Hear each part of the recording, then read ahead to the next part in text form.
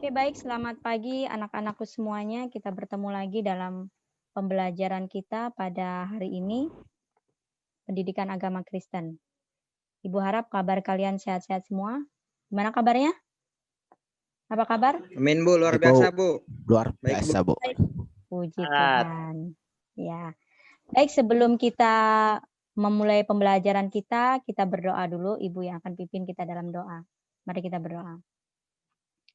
Puji syukur kami naikkan kehadirat-Mu untuk kesempatan pada pagi hari ini. Kembali kami akan belajar pendidikan agama Kristen. Berkati waktu kami ini agar kami dapat memanfaatkan dengan sebaik-baiknya. Dalam nama Yesus doa ini kami serahkan. Amin. Oke. Baik, selanjutnya Ibu akan absen untuk hari ini. Junti, kalian cukup kasih jempol aja ya. Junti, Piluba, Dir. Neni, Owen Juniarko, Rusmita Sari, Said Rizky Aditya, Yuda Christian, dan Yonas. Oke, terima kasih. Baik, kita hari ini Ibu akan share screen dulu ya, kita akan belajar. Sebelum kita masuk pada pembelajaran ini, Ibu bertanya dulu, ada yang masih ingat pembelajaran sebelumnya?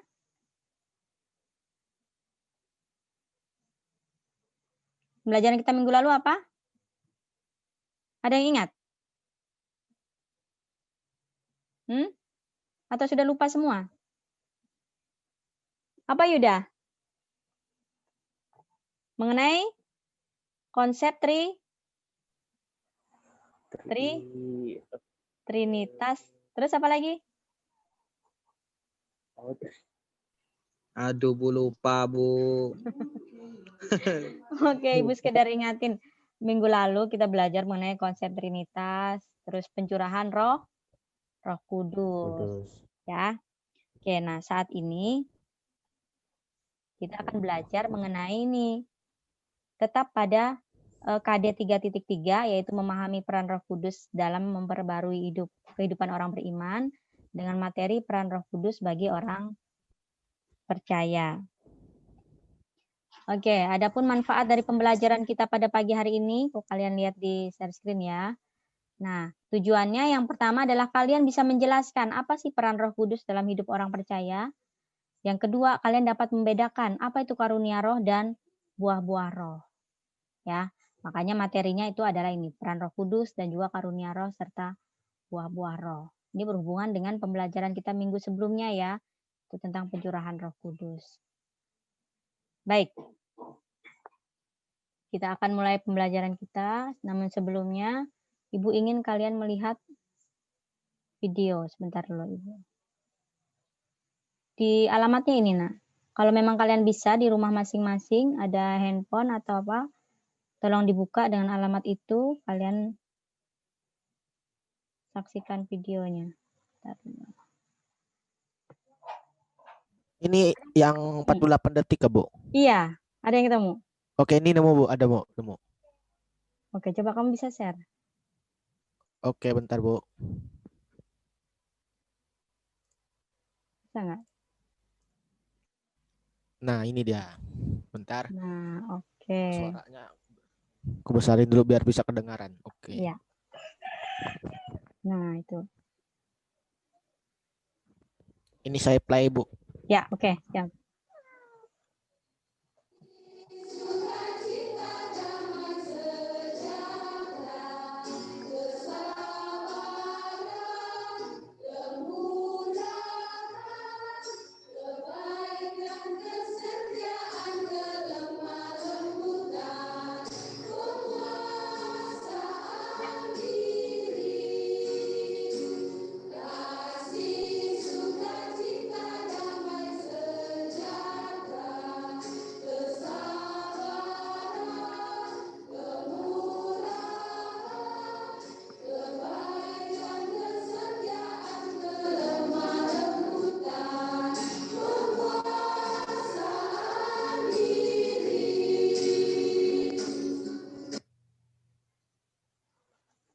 Oke.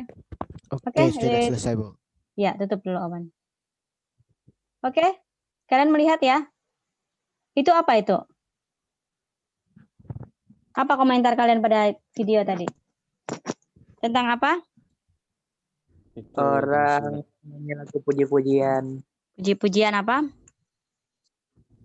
mengenai Tentang buah. buah-buah roh. Ya, terus yang lainnya?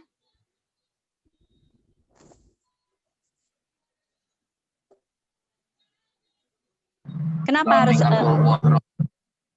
kenapa Riz? Said, kenapa? Selalu mengingat tentang buah-buah roh. Iya. Oke, Ibu akan cepat ya karena tadi kita sempat waktu terhambat gara-gara video tadi. Ibu jelaskan dulu kenapa Ibu kasih kalian video untuk menonton video dan mengomentari itu. Nah, ini berhubungan dengan materi kita hari ini yaitu buah-buah roh. Nah, di situ di video itu adalah mereka memperagakan bagaimana kasih, kerendahan hati, kemurahan dan kebaikan itu seperti apa. Dan hal itu akan membantu untuk bisa mengingat apa sih buah-buah roh itu sehingga bisa dipraktekkan dalam kehidupan. Nah, oke, Ibu akan masuk pada materi. Ya. Sebelum nanti kalian akan berdiskusi, Ibu akan jelaskan dulu materi. Kalian lihat dulu ya.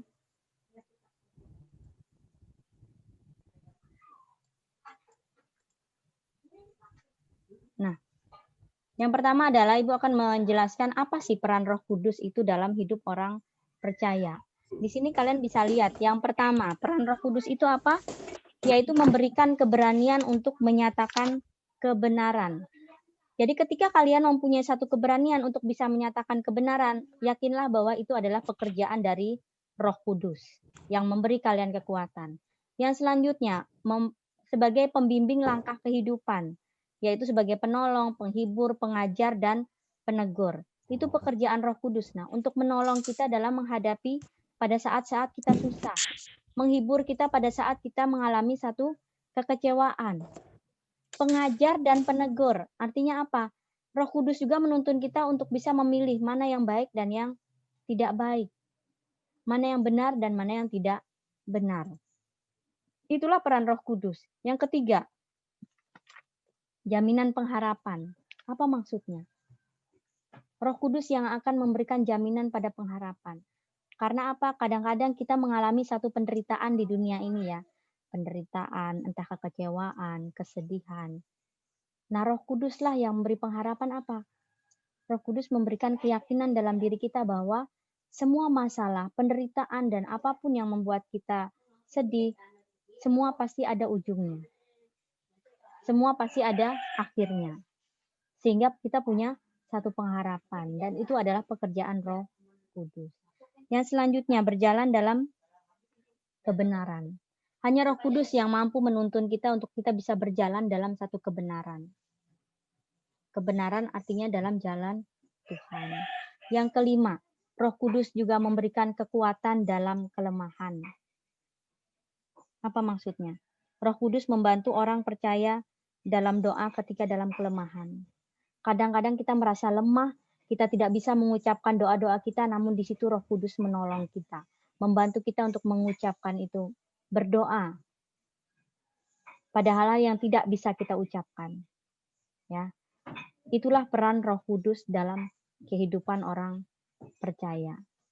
Jadi ketika kita membiarkan Roh Kudus itu bekerja dalam diri kita, maka hal inilah yang akan ada di dalam diri kita. Selanjutnya, bagaimana Roh Kudus itu dapat memperbarui kehidupan manusia? Ketika Roh Kudus tinggal dalam diri kita, maka hidup kita akan diperbarui. Bagaimana supaya kita dapat diperbarui? Yang pertama, kita sadar bahwa kita, sekuat apapun tenaga kita, kita tidak bisa memperbarui hidup kita yang sudah rusak. Ya kan? Kita seorang manusia yang terbatas. Namun di sini Tuhan memberikan penolong bagi kita, yaitu Roh Kudus, yang dapat memperbarui kehidupan kita. Tapi kita sadari dulu, dengan kekuatan kita tidak bisa apa-apa. Akhirnya apa? Yang kedua, kita berserah pada tuntunan Roh Kudus. Ketika kita menyerahkan diri kita dituntun Roh Kudus, maka akan ada yang nomor 3. Akan ada tindakan aktif dalam melakukan satu perubahan. Artinya apa? Roh Kudus tinggal dalam diri kita, kita tidak hanya membiarkan Roh Kudus tinggal saja, Tapi kita juga harus ada tindakan aktif untuk dalam melakukan perubahan. Sehingga Roh Kudus dan kehidupan kita itu bekerja sama, maka kita akan menghasilkan yang namanya buah-buah roh. Nah, itu nanti yang akan kalian diskusikan. Oke, selanjutnya.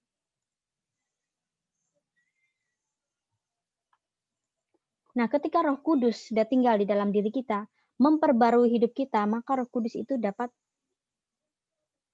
kita akan dapat menghasilkan buah-buah roh, dan kita juga dapat membedakan karunia roh. Ada yang tahu selama ini? Karunia roh dan buah-buah roh, jangan-jangan ada yang bilang itu sama. Nah, dari belajar sini, coba kalian lihat. Karunia roh itu apa, buah-buah roh itu seperti apa. Nah, di sini Ibu hanya mengambil poinnya aja ya. Kalau karunia roh itu harus didasari oleh iman. Nanti kalian akan gali itu sendiri. Yang kedua, karunia roh itu digunakan untuk pembangunan tubuh Kristus. Yang ketiga, karunia roh itu dikerjakan roh yang satu. Karunianya banyak, berbeda-beda setiap orang, namun dikerjakan oleh roh yang satu, yaitu Roh Kudus dari Allah. Karunia roh diberikan oleh Tuhan untuk melayani Tuhan, melayani Allah itu sendiri. Bukan untuk kesombongan dan lain sebagainya. Nah, bagaimana kalau buah-buah roh? Buah-buah roh itu adalah suatu praktek nyata dalam satu kehidupan. Ingat tadi kan ada kasih, kebaikan, kemurahan, penguasaan diri. Itu semua praktek nyata dalam satu kehidupan. Yang harusnya terlihat nyata oleh orang-orang di sekitar kita. Nah, yang kedua, buah-buah roh itu harusnya menjadi karakter dasar Kristiani kita. Dan yang ketiga apa? Menjadi satu kesaksian yang nyata. Bagaimana kamu bisa bilang bahwa Roh Kudus sudah memperbarui hidupmu tapi tidak ada buah-buah roh dalam kehidupan kita? Itu artinya kita bohong. Ya kan? Oke. Ibu menjelaskan hanya poin-poin pentingnya aja ya. Nah, sekarang kita masuk kepada diskusi. Kenapa harus ada diskusi? Ibu ingin kalian menggali sendiri. Mencari sendiri bagaimana, apa sih buah-buah roh yang terdapat dalam Alkitab? Di Alkitab mana buah-buah roh itu? Dan juga karunia roh itu apa sih, seperti apa? Nah, Ibu ingin kalian menggali sendiri dan mencari sendiri. Makanya Ibu ingin kalian hari ini Ibu akan membagi kalian dalam 2 kelompok diskusi. Yang kelompok 1 mengerjakan nomor 1, diskusi nomor 1, dan kelompok 2 mengerjakan nomor 2. Oke, Ibu akan bagi kelompok ya. Kelompok yang 1, Yuda, Neni, Said. Yuda, Neni, Said. Terus yang kelompok 2, Yonas, Junti, Owen. Ada yang belum Bu sebutkan? Saya, Bu. Siapa? Ya, Bu. Tririani. Oh, Tririani. Tririani masuk kelompok 1 ya. Terus Rusmita Sari masuk kelompok 2 ya. Oke. Ibu akan kasih waktu kalian 10 menit untuk bisa berdiskusi, menjawab menjawab 2 pertanyaan. Nomor 1 untuk kelompok 1, nomor 2 untuk kelompok 2. Nah, 10 menit aja ya. Kalian bisa cari di buku ataupun di internet. Nah, kalau yang sudah selesai nanti bisa langsung kasih tahu ke Ibu, Bu, kelompok kami sudah selesai. Jadi kalian bisa langsung mempresentasikannya. Ya, siap ya? Silakan, 10 menit waktunya.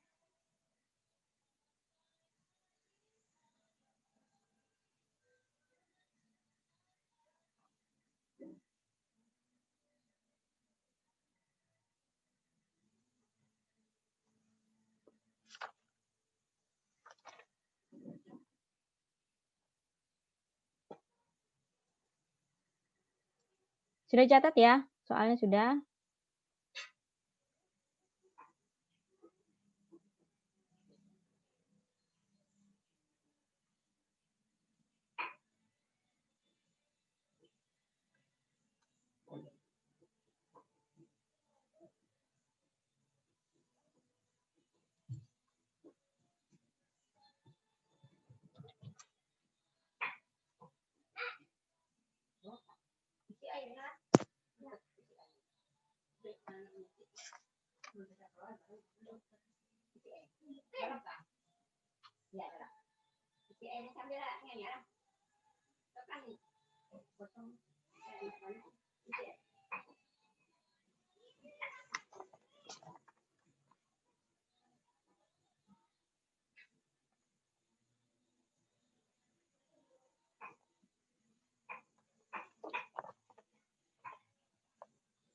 Kalau ada yang sudah, boleh langsung, karena Ibu yakin kalian semua siswa-siswi yang pintar dan kreatif semua nih. Ibu rasa pembelajaran mengenai buah-buah roh dan karunia roh ini kan bukan hal yang baru ya. Kalian sudah sering dengarnya di khotbah-khotbah di gereja, di sekolah minggu dulu. Mungkin seperti tadi ada retreat, mungkin pernah mengikuti retreat dan menyanyi, mempraktekkan buah-buah roh. Pernah Yonas ya, waktu kecil. Nah, Yonas ya. Ya, Harusnya pernah. masih ingat ya. Harusnya masih ingat Yonas ya. Ada lagunya nggak Kak Saudara? Ya itu. Ada 9 buah. Coba nyanyi Yonas. Boleh, Sam- oke. Sambil menghibur temannya. Ada 9 buah yang diingini Tuhan, berbuah di dalam hidupku, hidupmu. Kasih, sukacita, damai sejahtera, kesabaran, kemurahan, dan kebaikan. Setia, lemah lembut, penguasaan diri, itu adalah buah Roh Kudus. Kayak gitu, Bu. Amin, luar biasa. Luar biasa ya. Jadi harus tetap, dengan begitu kita tetap ingat ya, buah-buah roh itu Iya. seperti apa. Betul itu. Sama. Dan yang pasti harus mempraktekannya lagi Yonas ya. Oke, sudah? Kalau ada yang sudah? Kelompok 1 sudah belum? Kalau kelompok 1 belum, kelompok 2. Sudah semua? Sudah, Bu. Kelompok berapa? Kelompok 1? Kelompok 1, Bu. Iya. Jadi Oke, dari hasil silakan nak. Yang lain Jadi tolong dari didengar hasil ya. Mm-mm. diskusi kami kelompok 1, buah-buah roh yang terdapat dalam Alkitab itu terdapat pada Galatia 5 pasal ayat 22 sampai 23. Oke.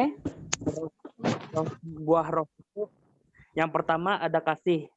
Kasih di sini adalah kasih agape yang merupakan kasih tanpa syarat. Terus harus dipraktekkan tanpa melihat situasi, kondisi, dan respon orang yang kita beri kasih. Lalu yang kedua ada sukacita.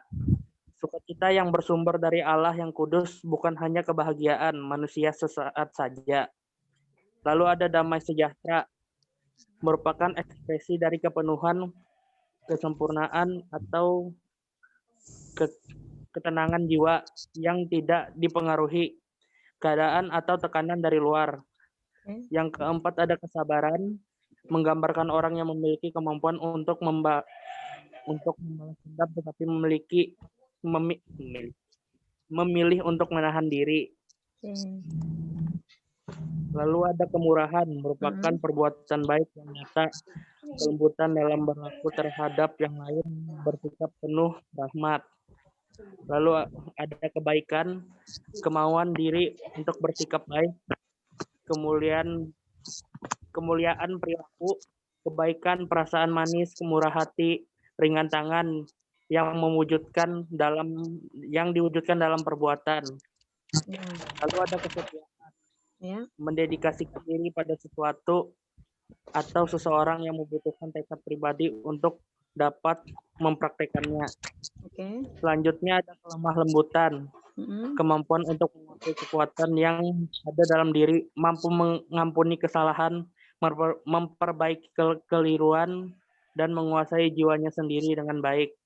Dan yang terakhir itu ada penguasaan diri, kemampuan untuk memerintah atau sekian dari saya, perwakilan kelompok 1. Terima kasih. Oke, terima kasih. Untuk kelompok 1 sudah menjelaskan 9 ya. Selanjutnya ada pertanyaan? Silakan kelompok 1 ke pertanyaan untuk kelompok 1. Dari kelompok 2 kalau ada pertanyaan. Ada, Bu. Oke, silakan. Siapa namanya? Tusmita. Oke. Silakan, Nak, ajukan pertanyaan. Mengapa kasih menempati urutan pertama dalam buah-buah roh? Ya, mengapa kasih menempati urutan pertama dalam buah-buah roh? Silakan kelompok 1. Siapa yang mewakili? Saya, Bu Jawab. Neni. Oke, silakan Neni, jawab. Sebab ada tertulis, demikianlah tinggal ketiga hal ini, yaitu iman, pengharapan, dan kasih. Dan yang paling besar diantaranya ialah kasih. 1 Korintus pasal 13 ayat 13. Di dunia ini yang paling terbatas. Sebab tanpa kasih segala perbuatan manusia tidak ada artinya di mata Tuhan. Misalkan saja kita memberi uang kepada pengemis karena terpaksa. Walaupun pengemis tersebut menerima dengan sukacita dan ucapan syukur kepada Tuhan. Akan tetapi, di mata Tuhan itu merupakan suatu kejahatan. Karena di situ kita mengharapkan pujian manusia dan tidak ikhlas dalam memberi. Kasih mengalahkan sesuatunya. Dengan kasih kita bisa memperoleh berkat, promosi, dan lain-lain. Melakukan sesuatu hal dengan kasih akan membawa dampak yang besar. Selain itu, dengan kasih, semua yang kita lakukan akan mudah. Oke, itu jawabannya dari kelompok 1. Gimana, Rusmita? Ya, Bu. Oke, satu aja ya yang bertanya ya. Selanjutnya Ibu kasih kesempatan untuk kelompok 2 sudah selesai? Untuk menjelaskan baiklah, Bu. karunia roh. Oke, silakan. Siapa Kami perwakilannya? selesai. Saya Bu Yonas. Oke, siap Yonas, silakan. Oke. Di sini di hasil diskusi kelompok 2 ini kasih karunia yang terdapat dalam kitab 1 Korintus 12 ayat 1 sampai 11. Di sini ada dua kata dalam kasih karunia. Dalam istilah Yunani, kasih karunia adalah karismata. Yang bentuk tunggalnya adalah karis, yang secara umum yang berarti hadiah, pemberian karunia, anugerah. Sedangkan arti yang keduanya, yaitu arti Kristiani, memiliki kata yaitu karunia rohani yang berasal dari Allah. Dari kata karismata ini muncul kata karismatik yang kemudian digunakan untuk gerakan karismatik, yaitu gerakan yang memberikan tekanan kuat pada karismata, yaitu kasih karunia Roh Kudus yang dianugerahkan Tuhan kepada gerejanya. Kemudian sebentar Bu, mau cek soal ini. Oke. Kemudian memberikan karunia-karunia rohani kepada setiap anggota tubuh Kristus atau jemaat lokal, agar setiap orang percaya menggunakan karunia-karunia tersebut, menggunakan karunia-karunia rohani tersebut yang merupakan hak istimewa yang diberikan Tuhan kepada setiap orang yang percaya. Karunia-karunia tersebut hendaknya digunakan dengan penuh tanggung jawab untuk memuliakan Kristus, memperlengkapi orang-orang kudus, melayani dan membangun tubuh Kristus, dan menginjili orang-orang yang percaya. Sekian saja Bu, seperti itu Bu. Terima kasih. Oke, itu karunia roh ya. Berarti intinya dari Kristus. Oke, ada yang mau bertanya? Untuk kelompok 2? Ada yang mau bertanya mengenai karunia roh? Silakan.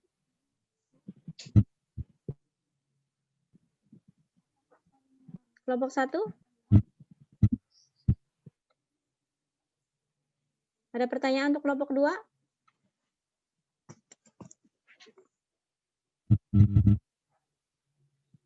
Yuk kelompok 1.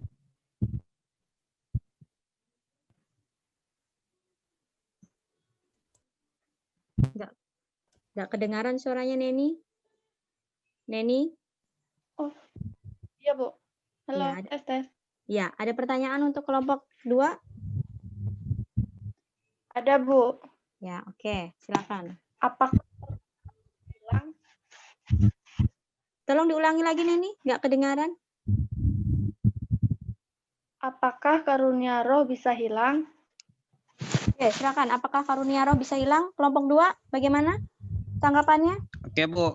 Saya yang jawab, Bu. Siapa namanya? Junti, Bu. Oke, silakan Junti. Apakah karunia roh bisa hilang? Ya, jawabannya adalah ya. Karena roh bisa hilang. Karena karunia roh itu kelengkapan yang Tuhan berikan kepada orang yang percaya dan melayaninya, Bu.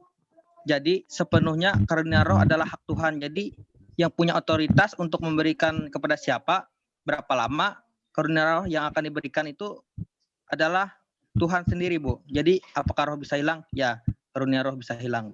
Oke. Ya, terima kasih. Berarti intinya kelompok 2 menjawab bahwa karunia roh itu bisa hilang karena karunia roh itu adalah Tuhan yang punya otoritas ya.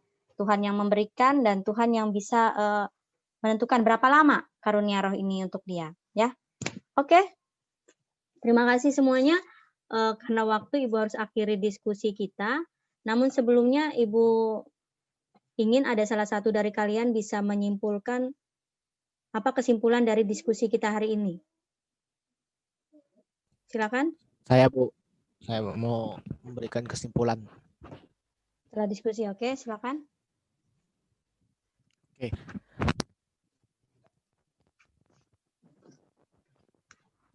Oke, kesimpulan dari saya itu adalah karunia dan buah-buah roh itu merupakan dua hal yang berbeda. Nah, namun semua dilakukan untuk kemuliaan nama Tuhan saja. Karunia roh itu diberikan oleh Tuhan kepada kita. Sedangkan buah-buah roh merupakan praktek nyata dalam karakter kita sebagai orang Kristen, sebagai wujud dari pembaharuan hidup kita oleh Roh Kudus. Sekian dari kesimpulan saya. Oke, itu kesimpulan diskusi ya. Bentar ya.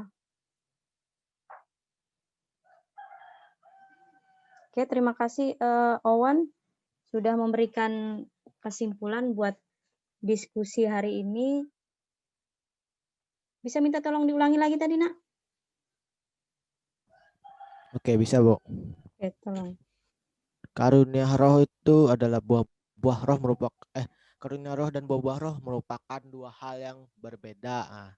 Namun semua dilakukan untuk kemuliaan nama Tuhan saja.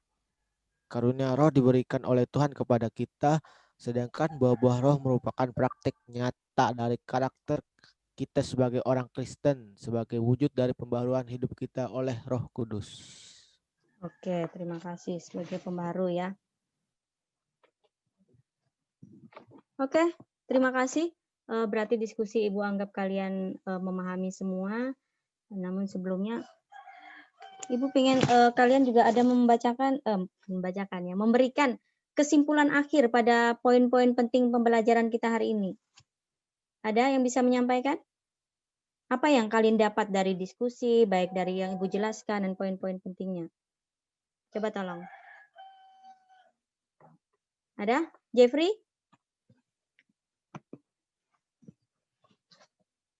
Mana Jeffrey nih orangnya? Jeffrey?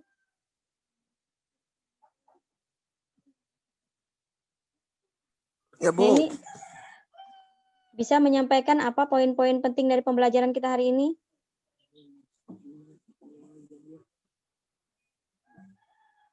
Bisa, Bu. Apa, Nak? Poin-poin pentingnya itu Roh Kudus sebagai pembaharuan, bermakna bahwa Roh Kudus mampu mengubah hidup lama seseorang yang melekat dengan dosa menjadi pribadi baru pemilik kerajaan Allah. Ini hanya dapat akan diperoleh jika kita mau menerima dan mengerjakan tuntutan Roh Kudus untuk berubah. Jika kita hanya menerima tanpa bersikap aktif untuk berubah, perubahan itu tidak akan terjadi. Peran Roh Kudus adalah menuntut manusia untuk hidup benar. Tetapi jika kita menolaknya, hidup kita akan menjadi bergelut dalam dosa dan penebusan yang Tuhan Yesus lakukan tidak akan kita nikmati hasilnya. Sudah, Jepri? Sudah, Bu. Oke, terima kasih. Berarti pengertiannya Roh Kudus sebagai pembaharu, dan kita pun harus aktif ketika ada Roh Kudus dalam hidup kita ya. Jadi kita nggak hanya tinggal diam, ya, sehingga kita bisa menghasilkan buah-buah roh itu dalam hidup kita. Dan ingat, karunia roh berbeda dengan buah-buah roh. Karunia roh itu diberikan oleh Tuhan kepada kita secara berbeda-beda, namun dikerjakan oleh roh yang satu. Itu seperti marifat ya, bisa menyembuhkan orang sakit, mempunyai hikmat dalam berkata-kata, itu adalah salah satu dari karunia-karunia roh. Beda dengan buah-buah roh tadi, ya. Oke ya. Ibu rasa pembelajaran kita sampai di sini. Kalian dari sini Ibu bisa melihat bahwa kalian memahami apa itu peran Roh Kudus dalam kehidupan orang percaya. Nah, selanjutnya Ibu ingin memberikan tugas buat kalian untuk bisa mewawancara wawancara pemimpin gereja kalian masing-masing dan bertanya apa sih peran Roh Kudus dalam memperbarui kehidupan dia saat ini. Ya, nanti kalian tulis di folio bergaris. Nah, kalian bisa kumpulkan lewat WA atau Google Classroom, ya. Oke, dan jangan lupa juga Ibu ingatkan untuk membaca dulu materi kita selanjutnya di pertemuan yang akan datang, yaitu mengenai identitas remaja di tengah kemajemukan. Ya, di buku kalian bisa kalian baca dulu. Nanti untuk minggu depan itu bahan yang akan kita pelajari. Ya.